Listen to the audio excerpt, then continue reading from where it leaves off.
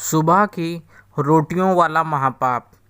नई नवेली देवरानी सूची के आने पर जेठानी सुनीता ने जैसे खूब राहत की सांस ली हो। उधर सासू जी रमा देवी का काम मचा था, बस सुनीता से सूची की रिपोर्ट लेना। एक तरह से सुनीता सूची के लिए पूरी तरह से जेठानी के स्थान पर जूनियर सास का किरदार निभा रही थी, जो जरा सी गलती पर किसी भी सूची के लिए रमा देवी से मुसीबत खड़ी करवाने का दम रखती थी। सूची का पति हितेश अपनी नौकरी पर सुबह सुबह निकल जाता और देर रात घर लौटता। वह इतना थका हुआ रहता कि जो भी मिले बिना शिकायत खा लेता। वहीं नई नई चीज़ें बनाने में निपुण सूची अक्सर अपने पति के इतने सीधेपन से बहुत दुखी हो उठती। उसे सबके लिए उस समय बनाना पड़ता था जब हितेश नौकरी पर होता। घर में बहुत कुछ सुस्वादयुक्त चीज़ें बनती और बनाने वाली स्वयं सूची, पर उसी के पति को कुछ न मिलता। वहीं सुनीता का पति सुकेश, जो कि एक व्यापारी था और खाने का बेहद शौकीन व्यक्ति, वो भी अपने आप को किसी बड़े बिजनेसमैन से कम ना समझता। सूची के आ जाने से अब वह अपनी पत्नी के साथ क्वालिटी टाइम बिताता और सूची के हवाले थी सिर्फ और सिर्फ रसोई।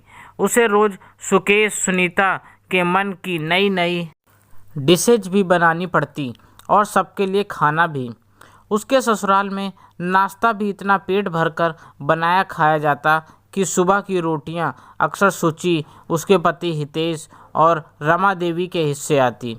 सुनीता चालाकी दिखाते हुए अक्सर पति का नाम लगाकर अपने लिए भी गर्मा गर्म रोटियां ले जाती, यह कहकर कि मेरा पति दिन भर मेहनत करता है तो पेट भर मन का खाना मिलना ही चाहिए।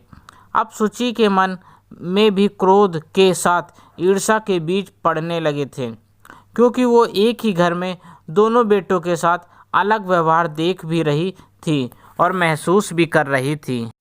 और आश्चर्यजनक यह था, सब कुछ रमा देवी की नाक के नीचे वह खुद ही ऐसा करती थी। यूँ सुनीता को क्या टोकती। सुकेश के लिए उनका प्यार जहाँ स्पष्ट दिखता, वहीं सूची को तीनों मिलकर लापरवाह सिद्ध करते। एक दिन सबके सामने उससे हितेश ने भी कह दिया, भाभी से कुछ सीखो, वो भैया का कितना ख्याल रखती हैं। मुझे भी अरमान था कि पत्नी के आने पर मेरे भी दिन बदलेंगे, पर सब बेकार रहा। सुनीता की तारीफ में रमा देवी ने भी उसे नीचा दिखाते हुए कहा कि तुम्हारे आने से पहले बड़ी बहू उसे चाय के साथ नाश्ता और गर्म खाना देती थी। अब सुनीता ने विजयी मुस्कान से सूची की तरफ देखा तो कटकर रह गई। सूची उन दोनों के इस दोहरेपन से क्या कहती। हितेश से वो उसके क्रोध को उसकी घर तोड़ने की कोशिश का नाम दे देता। उसने कमरे में हितेश के समक्ष अपना पक्ष रखा तो उसने क्रोध में उत्तर दिया कि तुम मेरी माँ और भाभी पर शक करती हो। नहीं हितेश, बस दोहरापन कचोटता है मुझे। अन्य की बर्बादी का हवाला दे के तुम्हारे लिए अलग से बनाने नहीं दिया जाता। मम्मी जी के लिए 2 बेटे हैं, वो फ़र्क कर सकती हैं, पर मेरे लिए तुम अकेले ही हो, उसने उसे समझाते हुए कहा भी। पर हितेश ने इसे ईर्ष्यालु बताकर उसके आलस का नाम देते हुए कहा, इसी घर में भाभी सब बनाती हैं भैया के लिए, और दिक्कत बस तुम्ही को होती है। चिड़चिड़ाई सूची ने भी हितेश के सामने सच लाने का फैसला कर लिया और यह अवसर उसे जल्दी ही मिल गया। दशहरा का त्यौहार के दिन हितेश छुट्टी पर था, परंतु आदत के मुताबिक जल्दी खाना खा चुका था और सूची भी सबके लिए खाना बना चुकी थी। करीब दिन के 10 बजे सुनीता ने सूची से कहा, ऐसा करो, खास्ता कचौड़ियों की तैयारी कर लो, तुम्हारे भाई साहब बस आधे घंटे में नहाकर फुर्सत हो रहे हैं। सूची ने सबके लिए कचौड़ी बनाई और हितेश को भी कचौड़ियों को खाने को कहा, पर वह खाना खा चुका था, इसलिए उसने मना कर दिया। शाम को सुनीता अपने बच्चों के साथ अपने उसी शहर में स्थित मायके को चली गई जहां दशहरे का मेला लगता था। सुबह का सुनीता सुकेश और उसके बच्चों के हिस्से की रोटी सब्जी सब रखा था। हितेश ने शाम को खाने को कहा तो सुची ने भी सिर्फ उसी लिए गर्मा गर्म रोटियां सेक दी। बाकी सबके लिए सुबह का खाना रखा ही था। सुकेश के कमरे में सुची ने उसकी थाली रख दी और काम निपटाकर सोने चली गई। अगले दिन जब सुनीता वापस आई तो सुकेश ने उसे सुबह की रोटियां दिए जाने की बात को बढ़ा चढ़ाकर पेश किया और रमा देवी तो क्रोध से आग बबूला ही थी। रात को उन्होंने सुची को कड़े शब्दों में फटकार लगाते हुए कहा, जेठ को सुबह की बासी रोटियां परोसते शर्म नहीं आती तुम्हारे, तो कीड़े ही पड़ेंगे इस पाप के कारण। यही संस्कार हैं तुम्हारे। वो दिन भर हाड़ तोड़ मेहनत करता है, तुम्हें नर्क में भी जगह नहीं मिलेगी।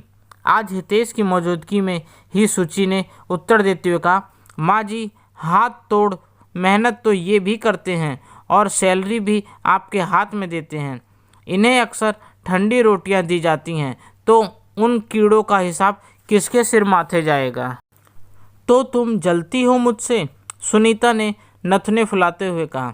हाँ, मुझे जलन है आपके दोहरेपन से और फर्क भरे बर्ताव से, और कष्ट तो इस बात का से है माँ जी भी अपने ही दोनों बेटों में फ़र्क करती हैं। अगर इनका सुबह की रोटी खाना अन्य के सम्मान करना है तो एक दिन ये सम्मान भाई साहब ने करके कुछ गलत तो नहीं कर दिया।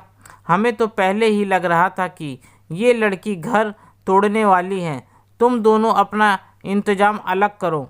सुकेश ने क्रोध भरे स्वर में कहा, भैया, घर लड़की नहीं घर वालों की चालाकियों से टूटते हैं। भाभी भी मुझे आलस के मारे सुबह की रोटियां शाम को परोस देती थीं, जिन्हें मैं बिना शिकायत खा जाता था। क्या वो पाप नहीं था? हितेश ने सुनीता की तरफ देखते हुए कहा। अपनी कलाई खुलते देख सुनीता चुपचाप अपने कमरे में खिसक गई। रमा देवी को दोहरा बर्ताव करते पाकर हितेश इतना टूट गया कि उन दोनों के चूल्हे भी अलग हो गए। सूची की ईर्ष्या ने हितेश की आंखों पर बंधी वो पट्टी भी खोल दी थी जिसमें अक्सर औरत को घर तोड़ने का दोषी बना दिया जाता है। इस महापाप के एवज में उस पर चालाक और संस्कारी न होने का ठप्पा जरूर लगा, पर हितेश के सामने उसकी पत्नी का उसकी परवाह करने वाली का रूप जरूर सामने आ गया। आज हितेश को भी समझ आ गया था कि सूची की ईर्ष्या कोई पाप नहीं थी। दोस्तों, आपको मेरी यह नई कहानी कैसी लगी? प्लीज़ कमेंट करके ज़रूर बताएं और मुझे सब्सक्राइब भी करें। आपका अपना दोस्त, धन्यवाद।